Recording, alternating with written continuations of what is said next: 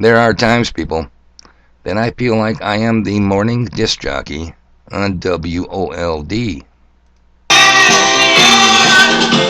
gotta get out of this place. If it's the last thing we ever do, we gotta get out of this place.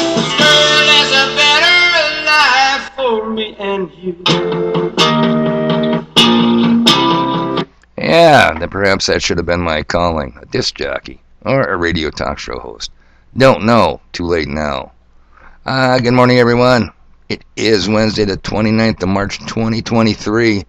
From the voice that's heard, but never seen, yours truly. Now, if you don't know how we got here, in this fine mess of a country, I submit it might be most difficult to figure out how exactly do we get out of this place, the mess we are in. In a few months, I'll mark the 68th year of walking this flat earth. When did all this insanity come to full and rolling boil? I mean, if you'd have told me this in 77 when I got out of the U.S. Navy, yeah, I'm not bragging, made E2 twice. If you'd have told me this in the 80s, the 90s, the early 2000s, I'd have said, what are you smoking, friend? Apparently, the liquor, guns, bacon, tits, plus P movement is taking it to the streets.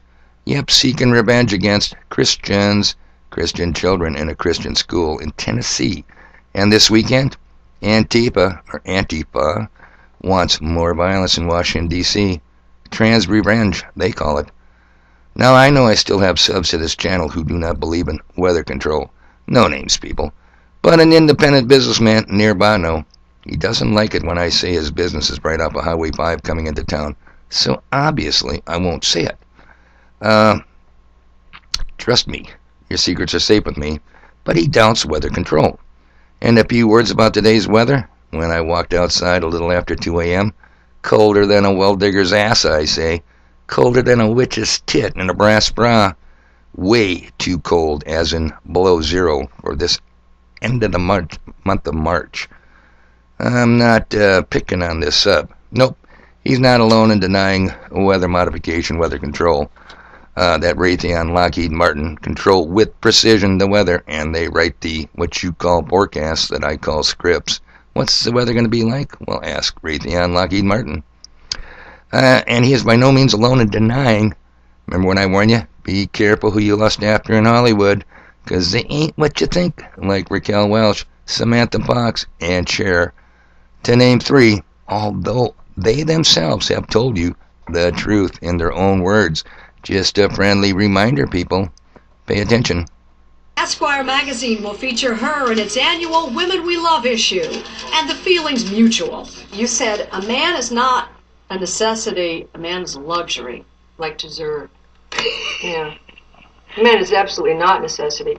Did you mean that to sound mean and bitter? Oh, not at all.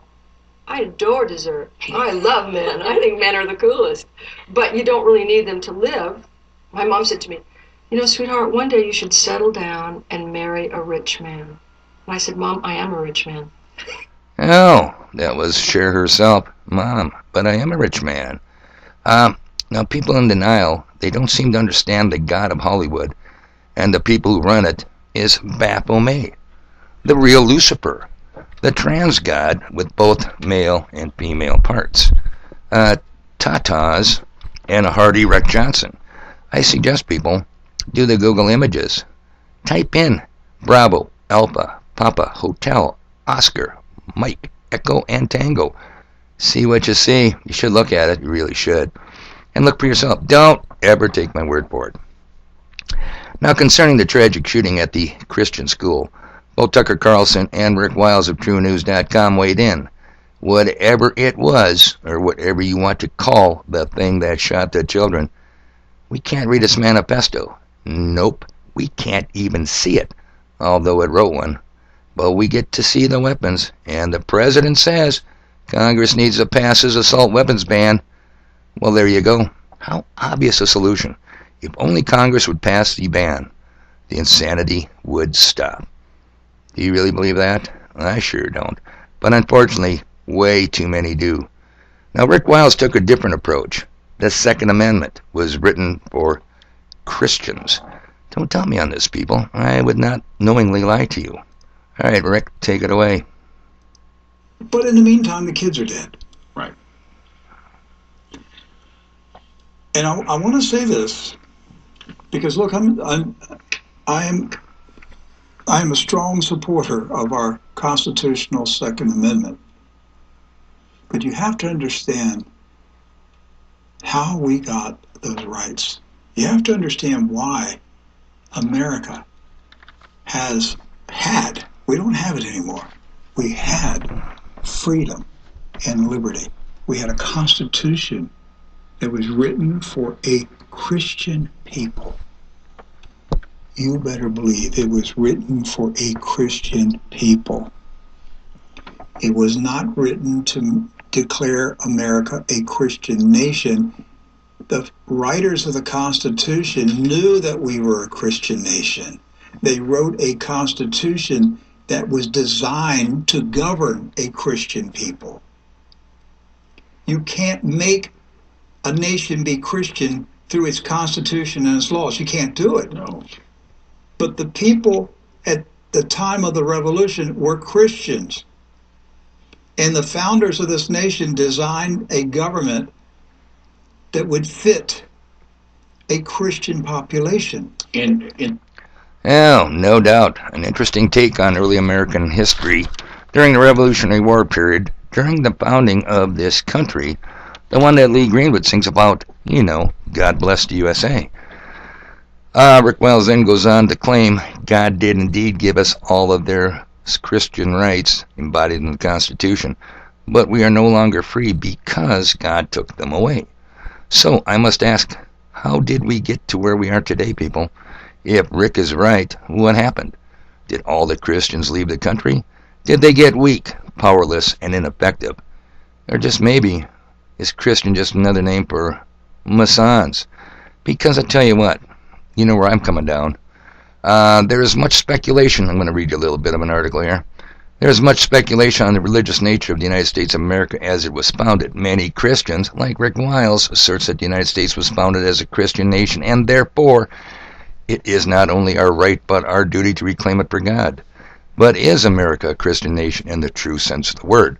To call anyone or anything Christian, whether an individual or a nation, certain criteria must be met. If we are speaking of an individual, the biblical requirements are that he must be born again by the Spirit of God through water baptism, understanding all that this entails. If we are speaking of a nation, its purpose must be that of a ministry in the name of Jesus Christ alone, without regard to any other gods. Oh, gods like the Bible, may I say. Its primary charter must be the Bible, and all who hold positions of authority must be individuals who meet the criteria necessary to call themselves Christians. Okay, I could go on, but only the most naive would not know that many who claim to be Christians do not meet the required criteria. Such is the case of the Freemasons. While Freemasonry is an outward show of religious faith, the tenets of Freemasonry preclude any truly born-again believer from belonging. Yeah, Dan the man, how many times have me and Fat Jesus asked you that question? How can you belong? Okay. Into Freemasonry, I'm going to read you a little quote here, have been poured the irradiations or the illuminations of the mystical schools of antiquity.